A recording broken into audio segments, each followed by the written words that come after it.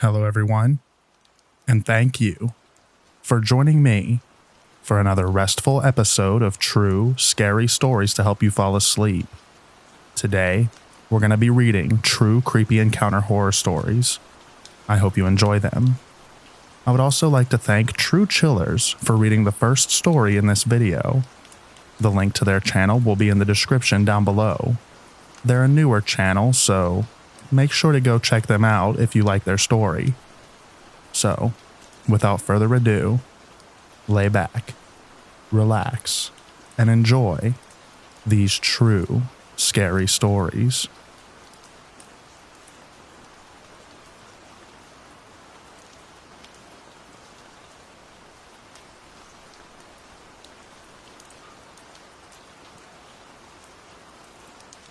The following story takes place on one of the worst days of my life.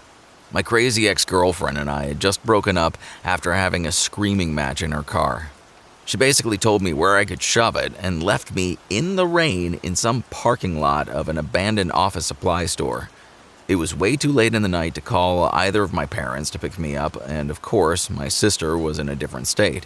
So I tried calling an Uber and walked out of the lot towards the street, swearing that heading to my misfortune, every single driver canceled on me one after the other. It got to the point I wanted to cry out loud and scream. I was a 15-minute walk from home. I figured to hell with it, I'd walk it. But shortly into my walk, an SUV pulled up to me. 3 guys were inside, and they seemed around 30. The guy in the back said, "Yo man, you need a ride?" I figured, why not? What did I have to lose at this point? It beat walking in the rain. I hopped in the open seat in the back and thanked all of them. I gave the driver my address, and he started on his way to my house. I tried making conversation by talking about how I just broke up with my ex, trying to make light of it, but they didn't respond in the way I was hoping. The guy in the front passenger seat turned to look at me. I looked back for a second, expecting him to laugh or say something, but he just looked at me with this blank, emotionless expression, his eyebrows slightly raised, mouth hanging open as if he were trying to intimidate me. I looked away out the window, though I could still sense him looking at me through my peripheral vision. The GPS said, "Turn right on the next road," but the driver turned left. "Yo, I think you went the wrong way," I said to the driver. The guy sitting right next to me said, Nah, chill, man." The lack of communication in this car was really adding to the building tension. I noticed we were entering quieter, if not dead, streets with few houses or buildings nearby. I was scared to say what I said next because I knew if they didn't acknowledge it or listen to me, then I was in a bad situation. I asked the driver to just drop me off on the side. I'd walk. And his response was just laughter. The guy in the front passenger seat joined him in laughing. The sound of the doors locking as the car was coming to a stop was the moment I knew I had to run.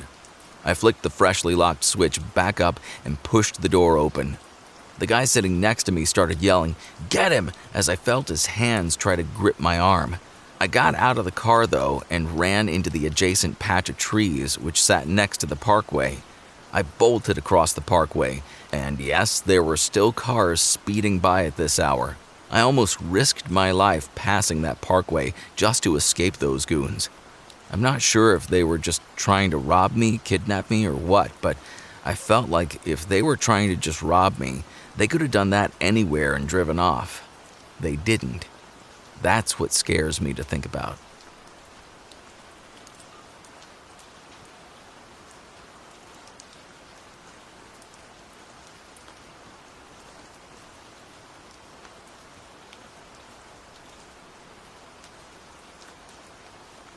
This happened when I was a junior in high school. My first period class was English, and that day we were supposed to workshop our essays.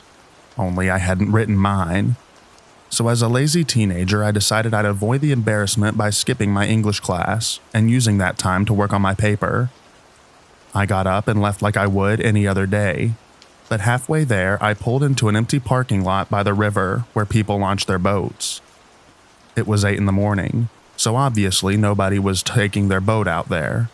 But there were a couple of few cars that were on the lot for some reason. I parked away from the few cars, took out my laptop, and started working. After 15 or so minutes, I paused and looked out my window and saw several spots across from me. There was an older man staring right at me. It was hard to tell, but from the distance, it looked like he was smiling. Thinking we both just looked over at the same time, I gave him a small smile and went back to work.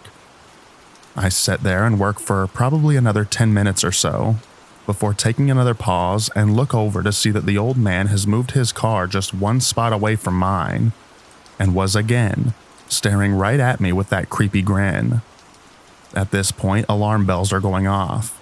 He's creeped me out enough that I turn on my car and move to the other side of the lot. I keep an eye on him for a couple of minutes, but he never moves his car, so I go back to working. I work for another 20 or so minutes, getting into a good rhythm, so I was completely absorbed and began to forget about the man. It was getting close to the time that my class would get out, so I start to put my stuff away and begrudgingly prepare to work my way back to school. But before I turn my car back on, my heart sinks when I look up to my left to see the man now parked directly beside me. I had been so absorbed that I somehow didn't notice him pull up, but there he was, staring right at me with an even bigger smile. All I could do in that moment was stare back at this guy. I was so creeped out and confused at the same time. Why is this guy following me? Has he been looking at me for the near hour that I had been there? After a few moments of eye contact, I snap out of it, at the same moment that he starts to roll down his window. I was out of there. I put my car in reverse and exited that parking lot as fast as possible. But as I turned left out of the parking lot, I gave one last look at his car, and another chill ran down my spine when I saw him waving at me with that creepy smile. All I could think was, please don't follow me, or I don't know what I'd do. Thankfully, he didn't follow me, and I've never seen him again, but I'll always remember that feeling that I had when I looked up and saw him parked right next to me. I don't know what he wanted, or why he was so obsessed with me, but the whole thing still creeps me out.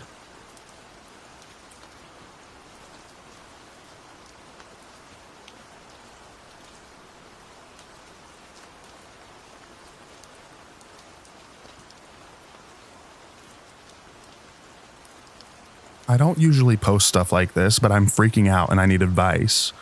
I'm a 14-year-old male. Something really strange has been happening the last few nights. I've been too scared to tell anyone, but I feel like I have to now. It started 2 nights ago. I was lying in bed trying to sleep when I heard this soft tapping noise. At first, I thought it was just the wind or maybe a tree branch, but then it came again. Tap, tap, tap. It was coming from my window. I live in a 1-story house, so it's not that high up. But it's weird because there's nothing outside my window except for our backyard and a tall fence. I tried to ignore it, but the tapping didn't stop. I finally worked up the courage to get out of bed and peek through the blinds. That's when I saw him. There was a man standing outside, just staring at my window. He was tall, with a pale face that looked almost empty, like there was nothing behind his eyes. He didn't move. He just kept staring at me. I panicked and ducked down. My heart was racing and I didn't know what to do. After what felt like forever, I finally crawled back into bed and pulled the covers over my head. I didn't sleep at all that night. The next day, I tried to convince myself that it was just my imagination, or maybe a dream. But last night it happened again. The same soft tapping. The same man outside my window. This time I didn't even look. I just froze, hoping that he would go away. I told my parents about it this morning, but they didn't believe me. They think I'm just having nightmares or something, and they told me to stop watching scary movies before bed. But I know what I saw. Tonight, I'm scared to go to sleep. What if he comes back? What if he tries to get in? I've checked the window multiple times to make sure it's locked, but I still feel like it's not enough. I don't know what to do. Has anyone else experienced something like this? Should I call the police? I'm scared, and I just need someone to believe me. Please.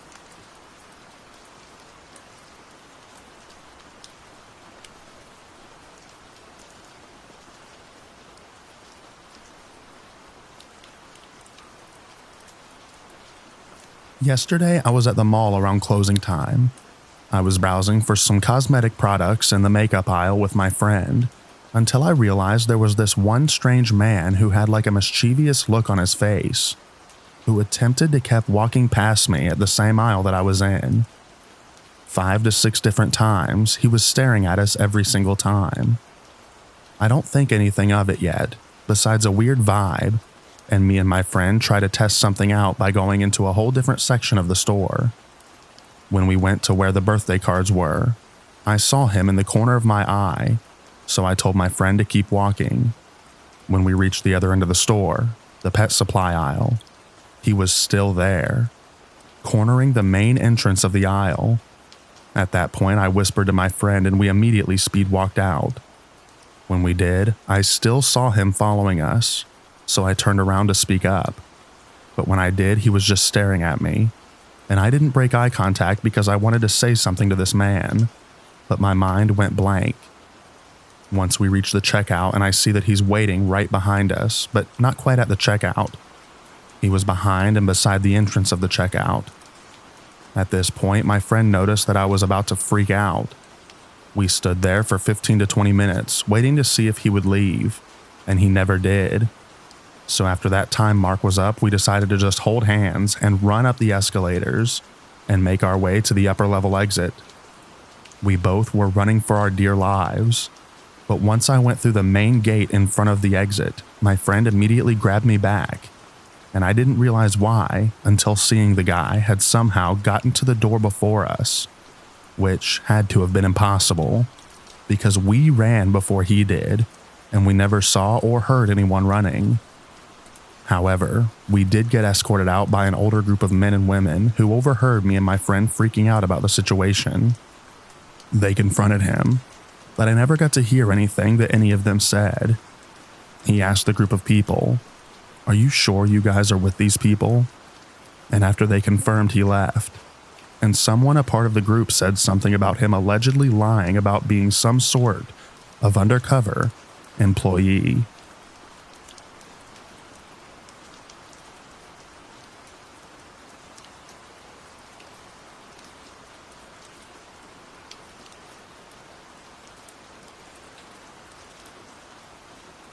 Okay, I don't know if everyone will necessarily find this scary. For me personally, it absolutely made the hair on the back of neck stand up. So in England, there is a festival every year called Glastonbury. It takes place in Somerset and is the biggest festival in England. It's a 5 days and mostly a music festival, but also has dance, theater, circus performances, comedy. This is starting to sound like a sales pitch. Around the late 80s, early 90s, my dad worked security at Glastonbury with a few friends. Mostly his job was to drive around the perimeter of the festivals with one of his friends in a truck to catch anyone trying to sneak in. On the second day, my dad and his mate were driving around and heard some people on the other side of the wall, clearly trying to sneak it. Usually people throw their bags over first, so they parked the truck by the side of the wall and got out. A few seconds later, these bags came thumping down on the roof of the truck, followed by 2 people. They were halfway over the wall when they saw my dad and his friend stood in security uniforms glaring at them and just basically looking very intimidating. They froze, clearly not sure what to do. After a few moments of silence, my dad and his mate broke out into big smiles. They told the people to jump over and they'd drive them down to the main part of the festival. This was not a ploy. My dad and his friend just didn't care that much. If the people didn't look like they were there to cause trouble, they'd let them through. While driving the group down to the main part of the festival, my dad and his friend got a call over the radio. It was from another member of security they knew, asking them to go check out the toilets because there's something going on. They dropped the group off and radioed back to find out what was happening. The guy told them someone had reported being bitten on the butt in the toilet. Obviously confused, my dad's and his mate asked if the guy was joking. He said no, but the person who reported it was clearly high, so it was probably nothing but to check it out just in case. Now, these are festival's toilets, slightly flimsy temporary setup over what is basically a cesspit. Not too sure what they were looking for. They went down to the toilets, had a look around, and left. They continued their patrol around the border, and overheard 3 more calls on the radio saying someone had reported being bitten on the butt. Other members of security closer to the toilets checked it out and found nothing. The assumption was it was some sort of joke or a rumor had started, and people were so high they were imagining it. My dad and his mate were known by the rest of security for being very strong and good fighters. They were usually the ones called if anything got out of hand. A call came through the radio directed at my dad and his mate. A 4th person had reported being bitten on the butt while on the toilet. Only this time, the woman had a large bite mark that had broken the skin. She had showed it to one of medics who said it definitely appeared to be a human bite mark. Everyone's still very confused as to what was actually happening. My dad and his friends race down to the toilets. They go into a cubicle and shine a light down the toilet. Not exactly pleasant. Not really sure what they are looking for, they move the light around a bit. Right before they were about to switch the torch off, they saw something move. Like unusual movement. My dad's friends, not knowing what else to do, calls out, "Is there someone down there?" They see faster movement this time. He calls out again, "We aren't going to hurt you, we just need to know if there's someone down there." Nothing. Then all of a sudden, a head pops up out the toilet. It was a man wearing a snorkel and swimming goggles. Absolutely stunned, my dad asked him how he got down there. He said he'd tunneled in.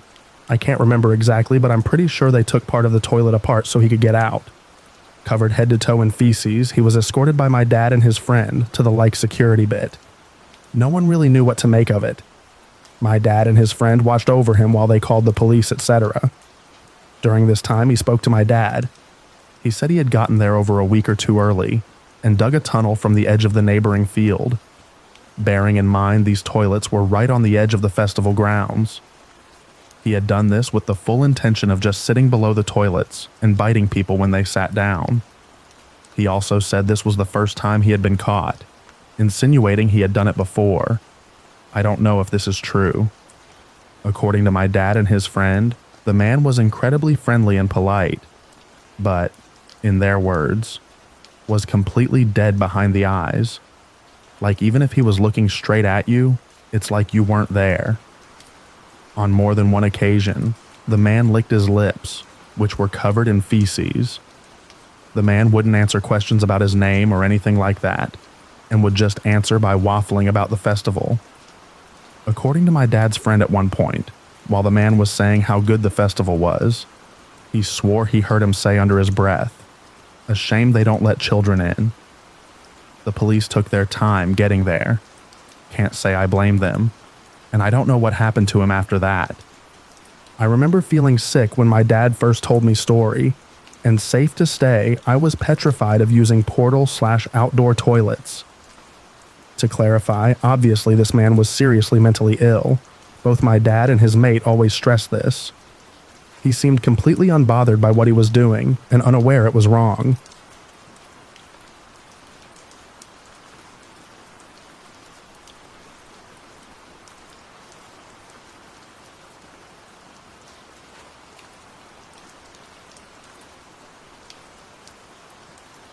So there's this one time I was playing with my toys in the basement of my parents' house. I was around 6 years old, so it happened in 2011. For context, at this time, the house was not fenced, and it happened a few times that people just walked through my garden to access the field behind my house, so it could seem not unusual, but wait for it. After eating dinner, my parents would let me play with my toys for a little while since it was the Halloween vacations. I can't say for sure what time it was, but it was definitely after 7 p.m. because I remember that it was already dark outside. While I was playing, I heard a noise coming from, I thought at the time, the boiler room that is behind me. It usually makes noises, so I continued playing without even thinking about it.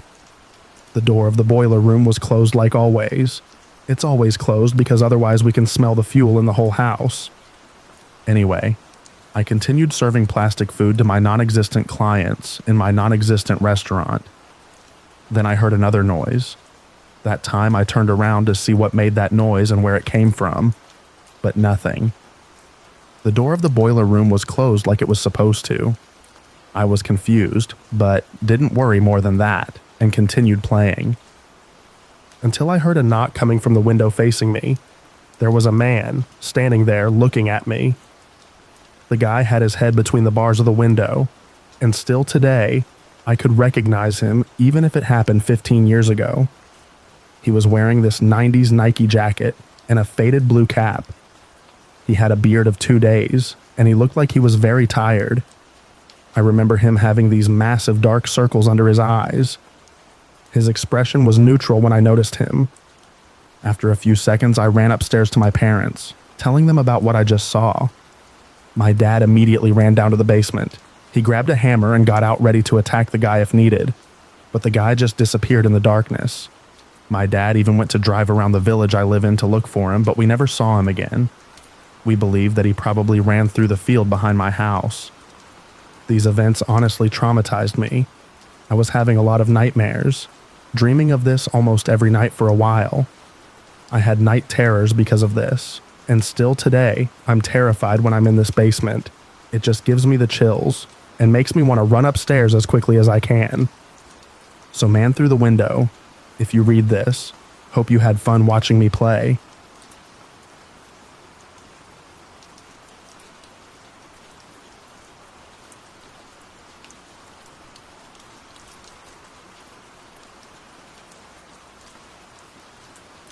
Hello, let me introduce myself. I am a 15-year-old girl, and I had a terrifying encounter one evening around 10 p.m. I was watching a documentary series on my TV. Nothing unusual so far. You should know that my TV is in the living room, and right in front of me, there is a window next to my armchair that has no curtain and is very low. As I continued watching TV, I started to feel a little hungry. I got up and went to the fridge to grab something to eat. When I turned around to go back to my armchair, I found myself standing directly in front of the window. That's when I saw him. There, outside the window, was a boy. He was wearing white clothes and a hat, his brown hair visible under the brim. He was looking straight at me, holding his phone horizontally. It took me a moment to realize that he was filming me. I jumped back in shock, my heart pounding. I felt paralyzed by fear, unable to move. The boy slowly lowered his phone, his eyes never leaving mine. Then he smiled, a chilling, terrifying smile that made him look like a psychopath. We stared at each other for what felt like an eternity, probably around 2 minutes, before he suddenly turned and ran off. I was left shaking and in tears. I told my parents what happened, but they couldn't find the person. You should know that I live in a fairly dangerous area, and I'm new here, so I had no idea something like this could happen. After that night, I became paranoid. I was too scared to go outside. Then, on a school day about 2 weeks later, I had to leave the house to catch my bus, like I do every morning. I leave extremely early, so it was still dark outside. I went to my usual bus stop, but there was something strange about that morning. The streets were empty, no cars, no people. I felt like I was being watched. And then, I saw him. The same boy who had filmed me. He was standing on one of the tracks near the train station by my bus stop, staring at me. I felt a wave of fear wash over me. Without a second thought, I turned and ran home as fast as I could, not daring to look back. I was crying by the time I reached my house. I didn't go to school that day. I stayed home, too afraid to leave. I haven't seen the boy since, and I hope I never do.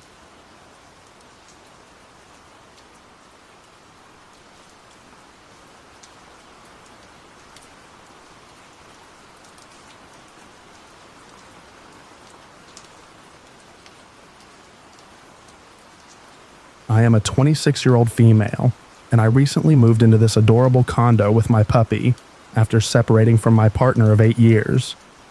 I love the apartment complex, absolutely adore it. But there's this guy that seems to have no clue as to how to behave socially. Very tall and broad, in his mid-40s, dog owner, and the condos in our building cost an organ, so he's technically well off. It all started when we got in the elevator together after I moved in. We'd never talked before in our life, and he just started bombarding me with questions like, "Do you groom your dog yourself?"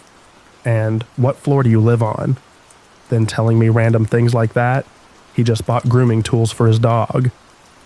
I thought he was just a little weird and maybe had some sort of mental disability, but my dumb self pressed the 7th button on the elevator, so then he knew what floor I live on. I kept my answers short, but didn't think much of it and went on with my day. But then, that same night, I was in my car, backing out of my parking spot, when I see him running at my car from the corner of my eye. Engine was running and I was in a rush, so it wasn't really the moment to talk, and he started knocking on my window with the creepiest smile and waving. I just froze and completely pretended not to see him as I drove out of the parking garage. He then followed my car out of the parking garage by foot. That's when I knew something was up with him. I just had a bad gut feeling. Since then, I've done everything to avoid him. Whenever we're in the same place, I leave, and I won't get in the elevator with him or even acknowledge or make eye contact with him. I don't have the energy to deal with him, especially after long shifts at work. And then tonight, I was walking into the building when he saw me from afar. He was with a woman, maybe one of his friends or his wife, no idea. I thought, oh, he's with a girl. Maybe he'll leave me alone, but no. First thing he does is speed walk to me and go straight for my dog and try to pet her without asking. My girl is the sweetest on earth, and she's gentle, but dude, maybe ask. We don't know each other. He goes, "Hey you," as though we're friends and he knows my dog well. I was exhausted and not having it, just kept walking. That's when he got in my way to block the door and looked me in the eyes and said, "How are you?" "Sir, it's 10 o'clock at night. I don't know you. I don't owe you my time or my energy." I didn't answer, blew him off again, and walked around him on the other side. I heard him yell aloud, "For God's sake," as I was walking away, like he felt disrespected and I had no manners. I've shown him repeatedly that I'm not friendly or interested in talking to him, but I've been here 2 months, and I'm already stressed about walking out of my apartment. And he noticed that I want nothing to do with him, but the one time I was nice to him, he followed my car in the garage.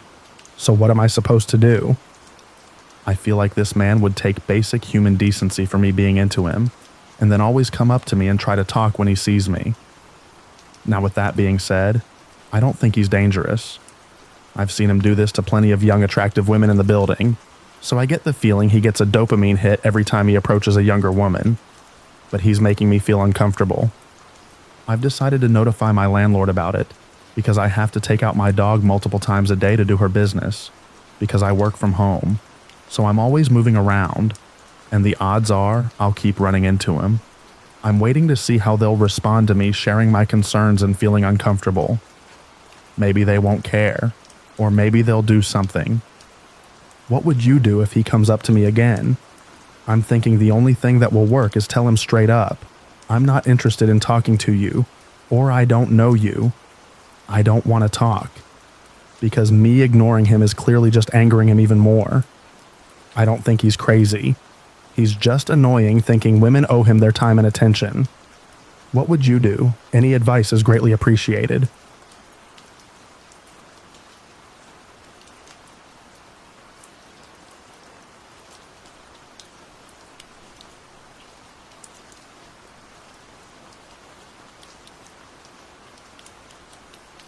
This story occurred a few months ago. There are these 3 abandoned houses, as well as 3 barns close to my house, and are going to be getting torn down here in the next couple of months. So me and my siblings thought, why not go check them out? I had already checked them all out with a buddy, but wanted to do it again, but with my siblings this time, because why not? We had only explored one of the houses previously, because there was a small window we could crawl through into the basement, and another hole through that wall we crawled through to enter the house, since all the doors were boarded up pretty much. There are 2 more houses we hasn't explored, one being really small and the other being huge. After research on the internet, it made sense, as it seemed as if the house was leased to multiple people, mostly around the age of college or to younger families, who maybe couldn't afford to rent entire apartments. The time before, when I was with my friend, we brought a screwdriver, with all sorts of those attachment things that go on the end, so that way we could unscrew all the different bolts. and then used a hammer for the nails. When we got there, the board was already torn off luckily, even though it wasn't the week prior when we first tried to go in, when we didn't have the screwdrivers. Also, let's call this house the Red House, since it is a red brick house. To describe this red house, it is like you connect two average double-story houses together. It is that big. I mean, we ended up taking an hour to explore it, but that's because we were looking around too. This time, when me and my buddy explored it, it was pretty cool. Not too much graffiti and lots of stuff everywhere on the ground. We found old cheap purses, Pokemon and baseball cards, a bunch of broken keyboards, books, and old school supplies, plus a lot of other completely random things. There was even an old tanning bed that I think we discovered was from the late 80s. There were the occasional drug beetles and pills, usually in corners of old bedrooms or in the bathrooms. The next time I just wanted to experience this again with my siblings. This time it was night when my mother was asleep, so we could actually get away with it. I dropped them off in my car and drove half a mile to a trailhead where I could park, and my car would be hidden. I then rode an electric scooter the half mile to where they were so we could go in. There was this gate that we had to go over since there was barbed wire, and I folded up the electric scooter and hid it in the tall grass. This road behind the gate led to the first house we had already been in, so we were just trying to go to the big one. From here, you have to walk pretty far through this tall grass to get to the red house. As we approached it, we finally turned our flashlights on and then entered the house. Last time, me and my friend were calling out to make sure nobody was inside, but this time it was night, and I didn't want to risk somebody calling the cops since they heard yelling near the abandoned houses at 2 a.m. Regardless, it was a stupid decision. We made our way in and checked around. I think it's also important to note that this isn't the front door. It is the back door. One of two back doors. The house is on a hill, so from the road it looks like one story, but on the other side you can see it is 2 stories. This back door is in the very corner of the house, so you explore from one end to the other. As we walked through, I thought I heard some light footsteps, but this is an older house. I just looked it up, and it was built in 1964, has 7 acres of land, and is 3,800 square feet. So, yay, pretty big. Peas, I should have really included that at the beginning, so sorry. Anyways, it didn't sound any different from when me and my friend first explored it, and it was night, so quiet sounds were extra loud. As we made it through the other end of the bottom of the house where the staircase was, and made our way up, I heard more footsteps, and this time I told my siblings we should go. They didn't hear anything, but they were also under the assumption that we were the only ones there, and they weren't being very cautious, or aware, I guess you could say. When you go up the staircase, on one side it leads to the garage, which is very small for such a large house, again probably because it is older, and on the other side you go past a short hallway, and it leads to the kitchen and family room, with a lounge area I think you would call it. This whole area is super open, and it feels like a lot of empty space, but it only covers around half the upstairs. On the other side is a straight hallway with around 4 bedrooms and a bathroom. That's when I thought I saw somebody moving from one bedroom across the hallway to the other, from left to right. But my light didn't go very far since I was using my phone light. I start angrily whispering to my siblings who are already kind of close to the hallway, which leads to where I saw the person, as not to yell, but get their attention urgently. And I quickly walk across this open area to try and maybe yank their arm, until we hear something drop. In my opinion, the guy dropped it on purpose to let us know he was there, but after this next part I don't know. Immediately my siblings and I jump. It sounded like a bookshelf was knocked over or something, and since it was really loud and heavy as we could feel the ground vibrate as we were upstairs, it was now confirmed that someone was there. We turn around and start running to the staircase, which is pretty much in a straight line. The bottom floor sort of zigzags around until it leads to a hallway that goes straight to the other side of the house. As we make our way around the zigzag rooms and make our way to the corner with the hallway, we start hearing running upstairs towards the staircase. We are already running, so we don't slow down. We turn the final corner and make our way outside, where I run in a straight direction, and then to the left in attempt to hide in the tall grass, which also has a direct line to the other side of the huge grass area to where the gate is. I lay down, and when my siblings run out behind me, I tell them to get down as well. We were maybe 30 or so feet deep into the grass when I see a dark figure run out of the house. A few feet, stop, look around, and run into the small house next to this one, which is only like 50 or so feet away. I thought that house was all boarded up still, but it looked like he ran to the side of the house, where I guess his entryway was.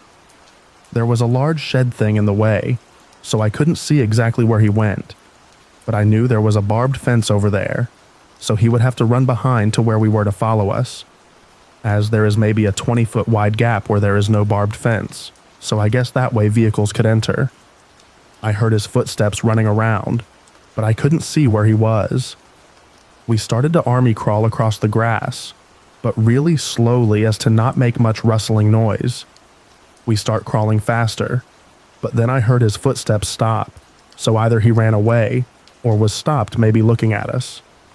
I kept crawling on all fours since the grass was now tall enough to still cover me, and I was looking behind to see if I could see his outline in the dark, which thankfully I couldn't see him. We started to hear a cracking sound, and it sounded like he was cracking the plywood boards, but I don't know why he would, so I don't know what it was. It then sounded like he was frustrated as we could hear loud grunts. We just kept crawling though. We were maybe crawling for a good 5 minutes to get to the other side, even if we were far enough for him to not see us. It honestly felt like a lot more, and every minute felt like 10. We eventually get to the road which lead to the gate, and at this point we stop outside the gate and wait for the few cars to pass before we crawl through. I have my siblings crawl under first, and I swear I heard running through the tall grass behind me, but as I made it under and through and started running, it didn't ever look like he was following us. Also, yes, I did get my scooter, which my brother had already unfolded, and was riding away with me and my sister running behind. We did not stop until we got to the trailhead off to the side of the main road, where we threw the scooter in the back, jumped inside and locked the doors and pulled out. We drove off peacefully knowing this person was definitely homeless and could not get in a car to drive off after us.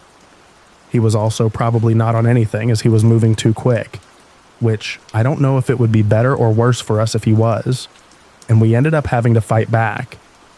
We made it home safe and sound, and we didn't speak about it all near our parents. My siblings kind of laughed about it more after the first week, but it still scared me, knowing how serious it was. I don't think they realized how dangerous it actually was. We survived though, and that's all that matters. I also never plan on going back.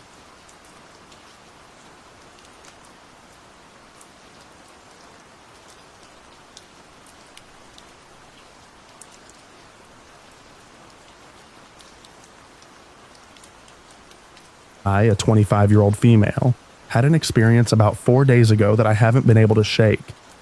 I was dog house sitting for my boyfriend, a 26-year-old male, while he was away on a backpacking trip. My boyfriend's home is in a semi-remote area at the bottom of a hill at the back of a few arches of property.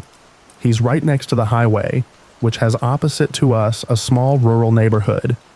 It's both very sketchy and very safe, meaning that the community is close, but people frequently keep to themselves, and there are lots of abandoned/dilapidated homes right next to very well-kept homes.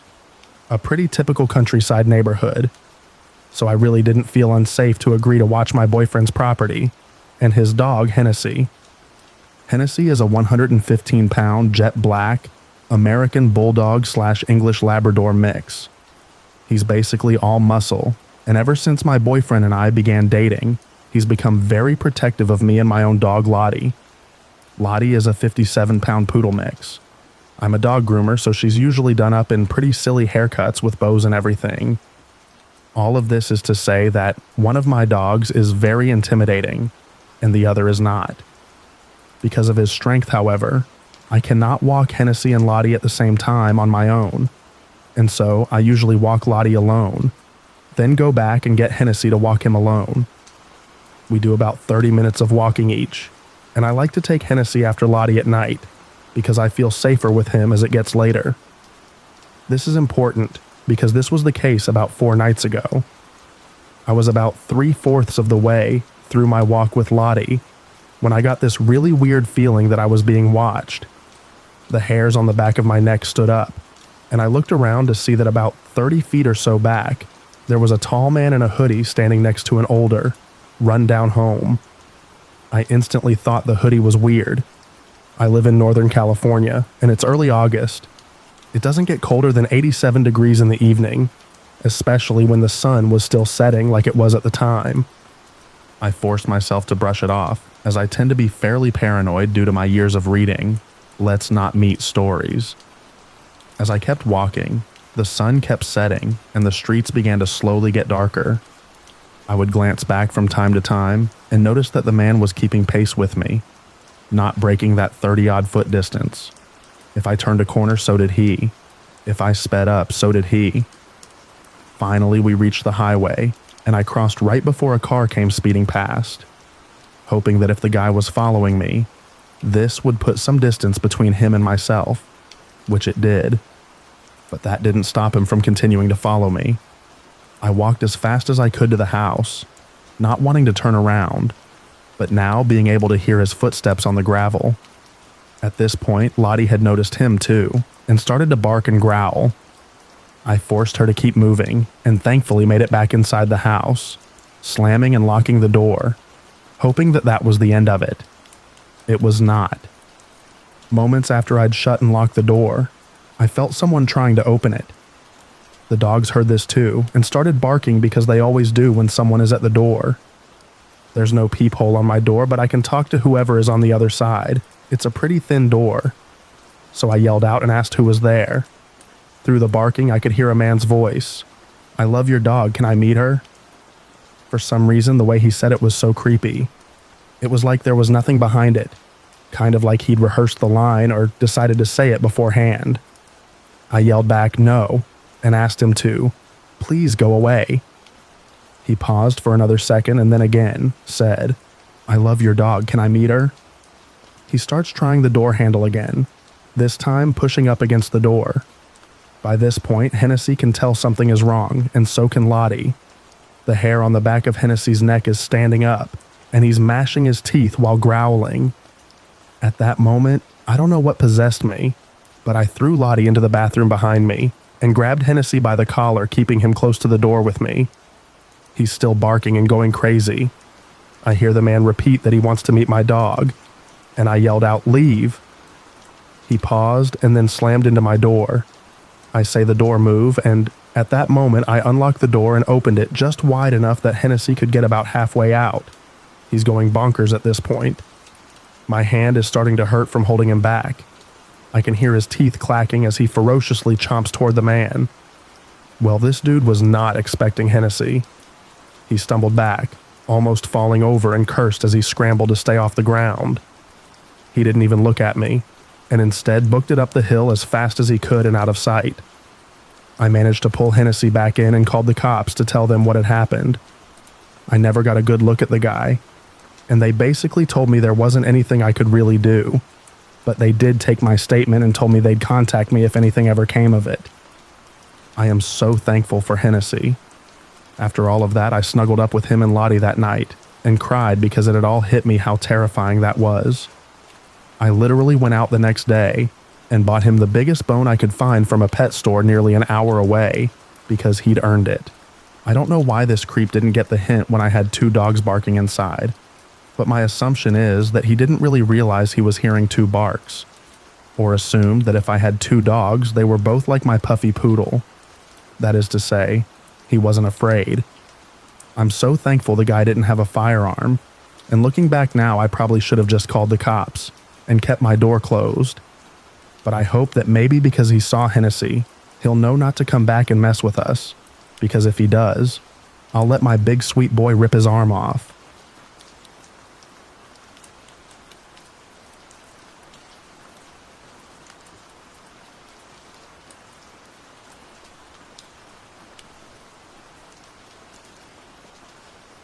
My girlfriend, 2 kids, and myself were tent camping in eastern Washington one summer at a campground. It was a nice campground, but not many guests at all since it was before peak season. We had a site with no other campers visible to us. One night at approximately 1 a.m., my now ex-girlfriend and I were sitting by the fire while our kids were sleeping in the big tent that we were all sharing. A beat-up old Ford Explorer slowly drove by our campground and proceeded to keep driving around the campground out of sight. I thought it was odd, but maybe just someone looking for friends or a campsite.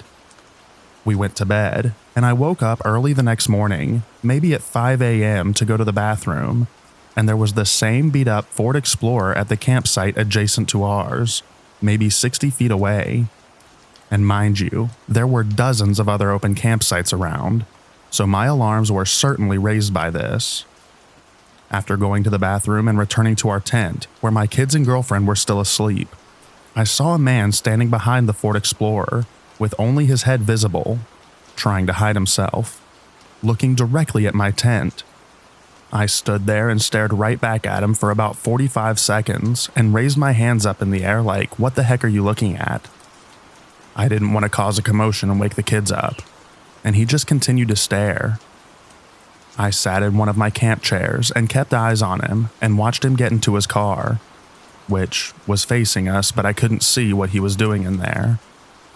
About an hour later, he started his car up and slowly drove right by our site and stared directly at me, maintaining eye contact the entire pass, about 25 feet away. I know for a fact that this guy had ill intentions just by his demeanor and the looks of him. Likely he would have done something had I not been there.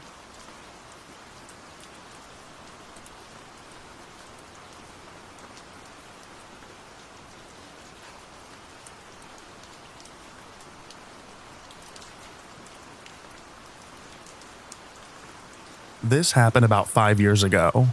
I was 14 at the time, and I went over to my best friend's house to party because her parents went on vacation. Let's call her Kay. We were the same age and had been best friends since we were 11. Kay's older sister was 17, and she decided that she was going to stay at a friend's house, since she didn't like staying home alone, and left us there. She told us not to tell Kay's parents since she was left in charge. Kay and I decided to invite over our other friend, we'll call her Emmy, to the house. At 14, we were all pretty stupid and wanted to get drunk and high, so we called Kay's neighbor Hayden over. He brought some alcohol and weed over to the house, and we started to drink. Once we decided to smoke, we got everything set up and realized we didn't have a lighter. We searched all over the house, up and down for 30 minutes and never found one. We also looked for matches and couldn't find those either. Hayden says, "We'll just walk to my house. My mom works the night shift and isn't there." Now, Hayden's house was about a 15-minute walk, and it was 3 a.m., but there were 4 of us, so we thought we were good. I remember Kay, Emmy, and I were all dressed in booty shorts and crop tops, so we all felt a little uncomfortable walking outside like that, but we were drunk, so we didn't pay it much mind. I left my phone behind since my mom tracked my location. We ended up walking for a good 3 minutes when an old Honda Civic drives by us. We stop and watch it drive past us, and then it stops. All 4 of us went silent and looked like deer in headlights. We saw the Honda's reverse lights turn on and immediately started to run.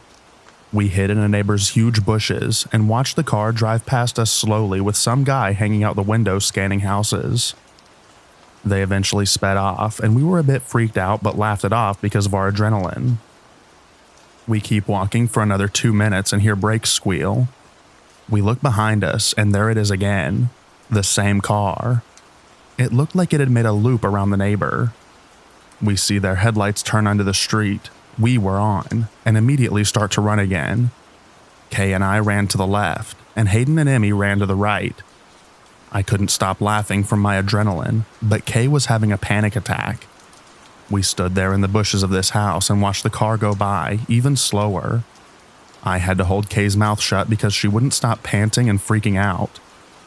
The car speeds off again, and now Kay and I are alone, in the dark, with no Emmy or Hayden in sight.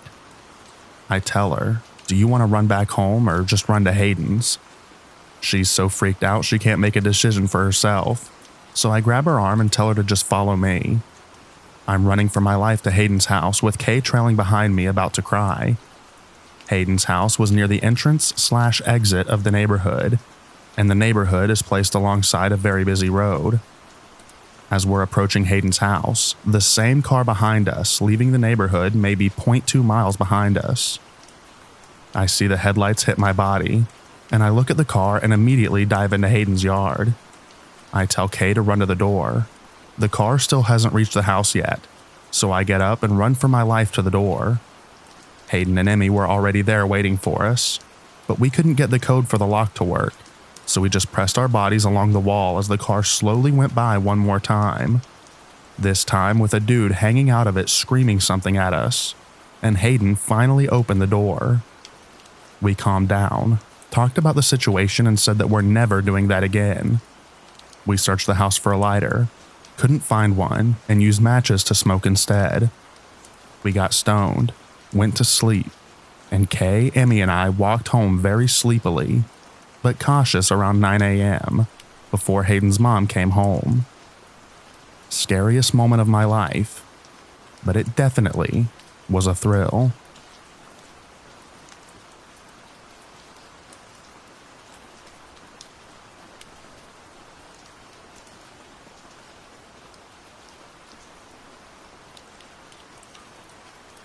This just happened to my friend, who is a 32-year-old female.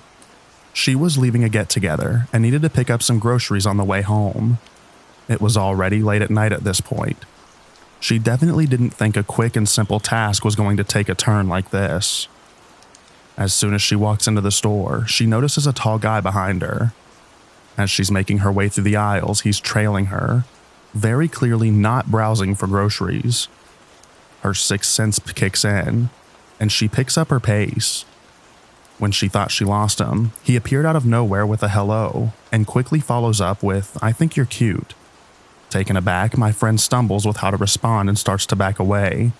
He then has the audacity to say, "Oh, you're running away." My friend is completely freaked out at this point, and manages to say, "Yeah, I am." Never has she seen this guy before, and she noticed that she wasn't even wearing anything to draw attention to herself. Just a pair of jeans and a long-sleeved t-shirt. Luckily, she made it out without seeing him again. Unfortunately, this is not the first time that she's experienced this type of thing in her area. This is the third time.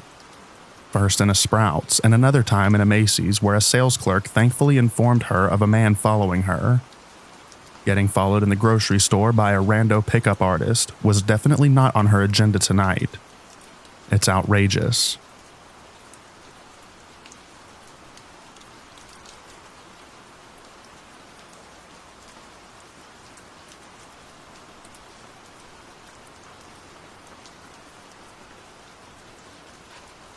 This was around the winter of 2006.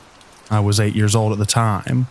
I was living in Thunder Bay, Ontario with my family, and we lived by the auditorium in the Canada Games complex. There was a big hill at the east end of the parking lot that myself and the neighborhood kids would go sledding at. Usually our parents would come, but since we were right across the streets, if it was daylight, they'd sometimes let us go on our own, since it was only about 400 meters from the front door. One day, a few of us went to the sledding hill. There was 4 of us, myself and 3 kids from a big family from down the street.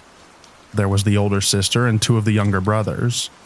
Everything went as usual until we noticed an old blue Ford F-150.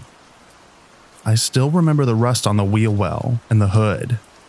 The driver, he just sat there watching us.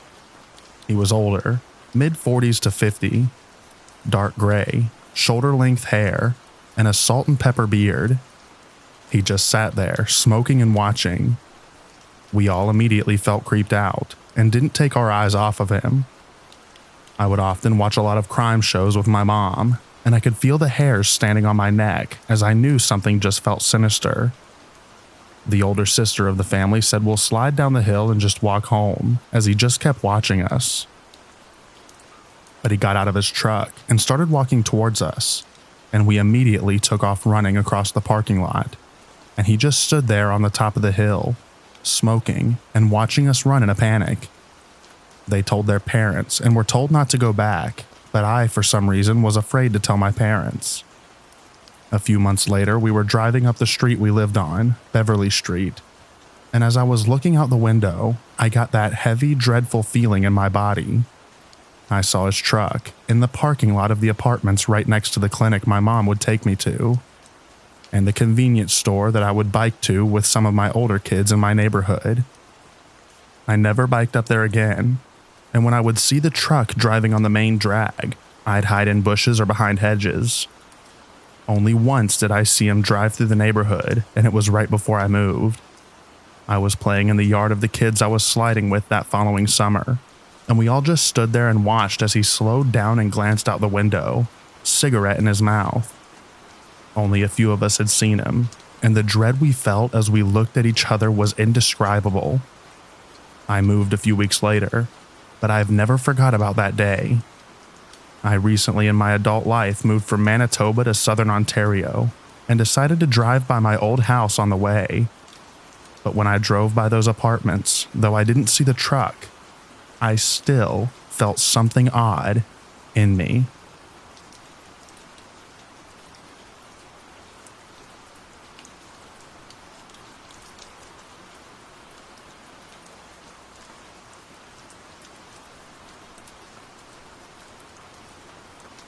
Many years ago, I was vacationing in Daytona Beach, Florida, but took flights to Orlando because my favorite airline is there, and the flights were cheaper. I would get a rental car for the week. I was in my 20s and I'm a female. When my vacation ended and I was heading back to Orlando, I always stop at the last gas station before the exit to the airport to top it off, so I return it with a full tank.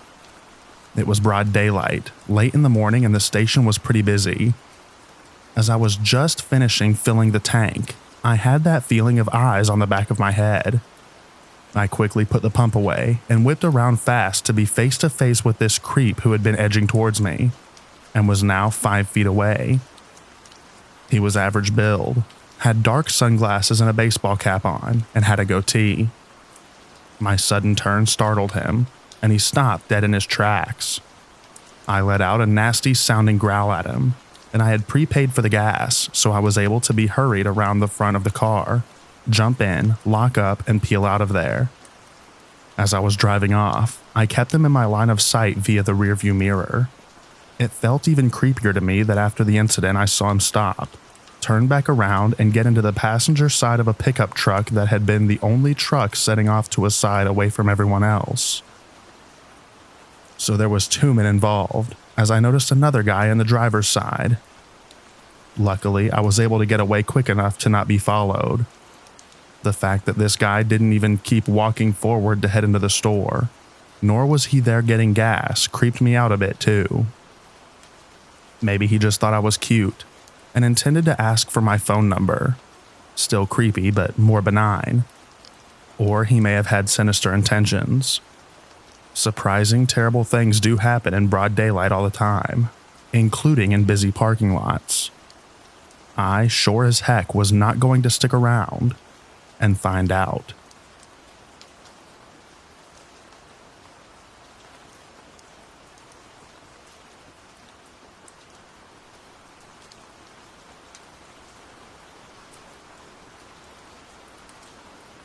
I used to stay out quite late at night when I was a teen, like 3 a.m., and I would walk home. I lived in a smallish town, and this was 20 years ago, so I generally felt safe. I was young and stupid as well, oblivious to certain risks that a young girl could face. This was pre-cell phones as well. I was walking home alone one night, and was taking a shortcut down a path that leads to a bridge over top of a park. Fairly secluded area.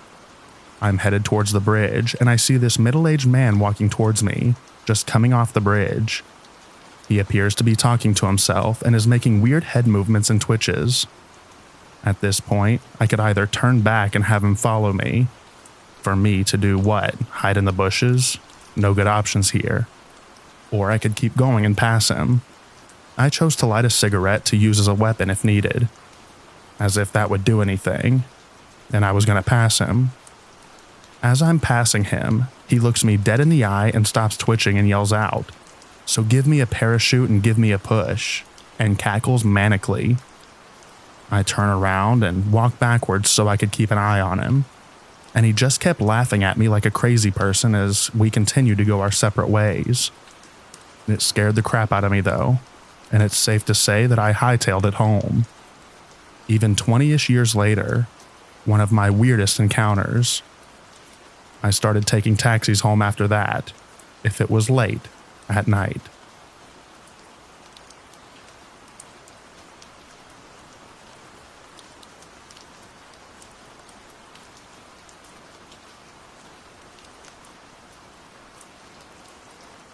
Thank you so much for listening to all of the stories in this video. I hope you enjoyed them. I also hope that you enjoy the extra rain at the end. Get a good night's sleep, everyone, and I'll read to you in the next video. Bye-bye now.